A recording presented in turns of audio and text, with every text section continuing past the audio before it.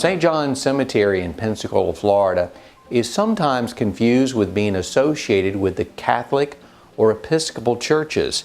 However, this is far from the truth. Instead, the cemetery was established by the Freemasons of Escambia Lodge No. 15 and has been managed by its lodge members ever since. The story of its creation and the cemetery's Masonic connections are fascinating. Escambia Lodge No. 15 was established in Pensacola in 1846, 1 year after Florida had been admitted into the United States. Pensacola then numbered around 2,000 inhabitants, a little over one-half of which were of African ancestry. Most in the city adhered to the Catholic faith, which was rather close-knitted. Yet the Freemasons who established the lodge were Protestant and more open-minded. The Freemasons here were descendants from the initial 4 lodges in London that formed the first Grand Lodge of England in 1717.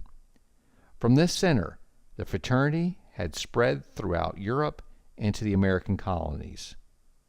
While still predominantly Protestant, the organization had evolved into a truly ecumenical body, embracing people of all faiths.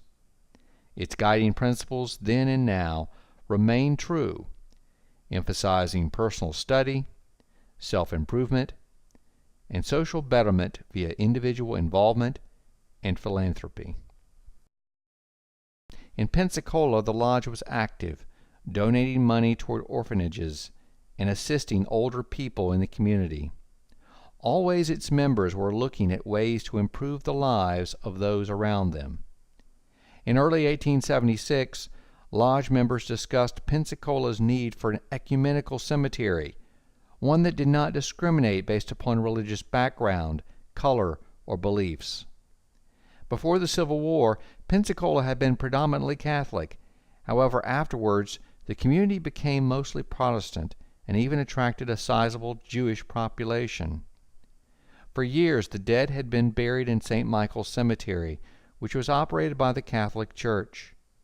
While Protestants were not excluded, there were occasional disputes over spaces because of people's denomination. This was anathema to the Freemasons. It was to have a place for not only the Masons who passed away, but their family, their wives, their family. And there was also a great deal of travel in this part of the country back then, and they provided a place for the English consulate because they had a lot of sailors that passed away here, and they have a section for the Scandinavian people that's pretty much started here. And many of Pensacola's founders are buried at St. John's Cemetery. Many of the streets and neighborhoods, their families are buried down there. A lot of the buildings in Pensacola, their families are buried down there. So Masonry is deeply rooted in the history of Pensacola. On April 3, 1876, the Freemasons of Lodge No. 15 voted to establish St. John's Cemetery. It would be open to people of all faiths and background. It would not be operated to benefit the lodge, but its funds would be segregated to stand on its own, but yet operated by the Masons. Like any new cemetery, the Masons searched to establish the cemetery on the outskirts of town. The Masons thought big, though. They didn't want to establish a small cemetery like St. Michael's, which was only 8 acres and becoming crowded. They wanted to find a solution that could serve the community for over 200 years.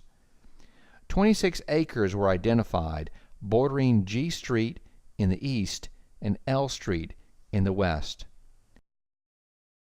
Timber sales and clearing the land initially provided the escrow funds necessary to fund the operation. Establishing an ecumenical cemetery was popularly received. The Masons designed it with much care also. Their architect divided the cemetery into 2 equal halves. Within the cemetery, areas were guaranteed for certain purposes. The immediate north half was deemed the most favorable. It was on higher ground. Whole lots, which could hold 10 to 12 burials, were reserved and sold to families. However, the Masons reserved a few special lots here for indigent Freemasons or those members without any family. On the south side, the Masons sold the lots by the half and by the space. This was more affordable to the average person. Also, special areas were set aside for people of color, which included American Indians, dark-skinned Hispanics or Italians, and those of African ancestry. Additionally, several lots were dedicated for the burial of infants, since young couples often could not afford a family lot or even a half lot. St. John's quickly became the cemetery of choice for over 100 years. Today, one can see tombstones of the descendants of those original Masons. Masonry is a symbol of morality, veiled in allegory and illustrated by symbols. And those symbols were actually the working tools of the craft at the building of King Solomon's temple. Masonry goes back further than that. And the square, the level, the plumb, and the many instruments we reckon that we teach moral lessons. And those symbols back then were what they had to use. And the square means something, the plumb, the level, the gavel means something. All the instruments have it teaches a moral lesson. And the all-seeing eye is a reminder that the all-seeing eye pervades the innermost recesses of the human heart. In other words, in our terminology today, it means there's somebody always watching. The apron is the badge of a Mason, and it's been around from the beginning of time. And the apron goes back once again to the building of King Solomon's temple, because the various bands of workmen were known and distinguished by the manner in which they wore their apron. And there's 3 degrees in Freemasonry: the entered apprentice, the fellow craft, and the master mason. And before one was advanced to the next degree, he wore his apron in a particular manner to distinguish him from the other workmen. Commonly, Masons are buried using the same rituals that have been utilized since their incorporation. Well, when a Mason passes away, if he hasn't already notified the lodge, or usually it's his widow, notify the lodge and request a Masonic funeral.